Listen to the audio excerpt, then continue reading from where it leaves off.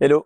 Et ben voilà une personne de plus de croisée qui remarque mes pieds nus et qui m'ont posé la question, qui m'ont exprimé leur crainte en fait de marcher pieds nus sans se blesser en fait.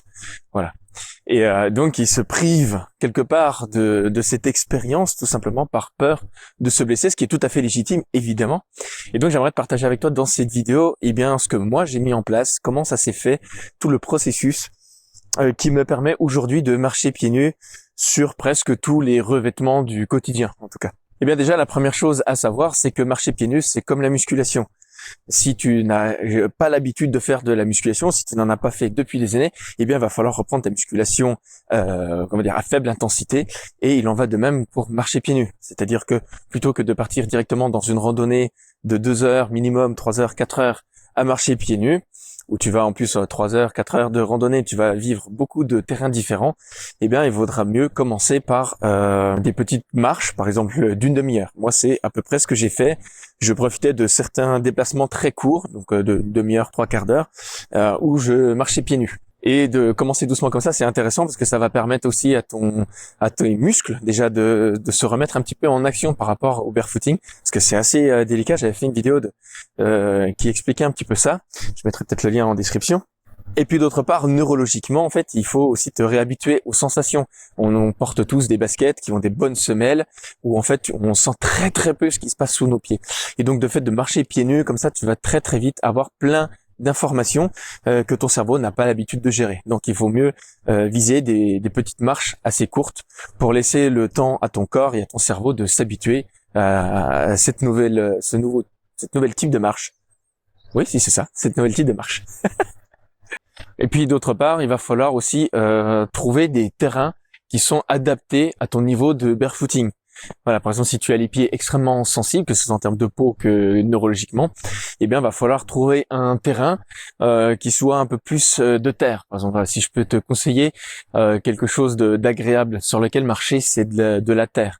Alors, tu peux déjà commencer dans ton jardin si tu as accès à un jardin. Si tu as accès à une forêt, c'est d'aller trouver des chemins de forêt qui ne sont non caillouteux. Donc, va falloir peut-être sortir un peu des sentiers battus, c'est le cas de le dire, et d'aller trouver des chemins de terre. Alors, tu n'auras pas que 100% de terre, tu auras aussi quelques cailloux qui vont parfois venir titiller un petit peu ton système nerveux, mais tout va bien, tu ne te blesses pas à ce moment-là. Et donc c'est pour ça qu'il vaut mieux travailler sur des promenades très courtes, parce qu'il y a un moment en fait ton système nerveux, t'en auras juste marre d'avoir ces informations de cailloux, mais petit à petit en fait tu vas t'habituer à ces sensations et de plus en plus tu pourras marcher sur des chemins qui ont un petit peu plus de cailloux tout simplement. Et puis le dernier point, c'est bien évidemment de changer, après d'adapter des textures, d'aller expérimenter des textures différentes. Donc tu peux commencer donc, comme je l'ai dit, avec des chemins de terre qui auront quelques cailloux. Et puis il y a des moments dans ta promenade, si tu es dans la nature, tu verras qu'il y a forcément des chemins où ils sont tous tout bien agréables et d'un coup il y a plein de cailloux. Donc à toi d'aller très doucement. Donc ça c'est vraiment un point important, c'est de marcher doucement, de pas te crisper. S'il y a un caillou, une sensation sous le pied qui va commencer à titiller ton système nerveux, eh bien c'est peut-être d'alléger le poids dessus, donc de remettre ton poids sur l'autre pied, et puis petit à petit d'aller mettre ton poids là où il y a le caillou qui te fait mal, entre guillemets. C'est pas que ça te fait mal, c'est que ça te donne une information comme quoi il y a un caillou sous ton pied. Et donc le fait de marcher doucement, ça va te permettre tout simplement d'expérimenter, de conscientiser un petit peu plus ce qui se passe sous ton pied, et aussi dans tes chevilles, dans tes jambes, puisque c'est ce qui te permet, ce sont les muscles qui vont te permettre de garder de l'équilibre et de pouvoir marcher aussi. Et puis l'info bonus, il existe des chaussures barefoot, donc qui ont des semelles très très fines, très très souples, qui vont te permettre de pouvoir marcher en évitant toutes les blessures, mais par contre qui vont quand même te donner les sensations des cailloux, enfin en tout cas les sensations du terrain non régulier sous ton pied. Donc ça peut être une très très bonne alternative.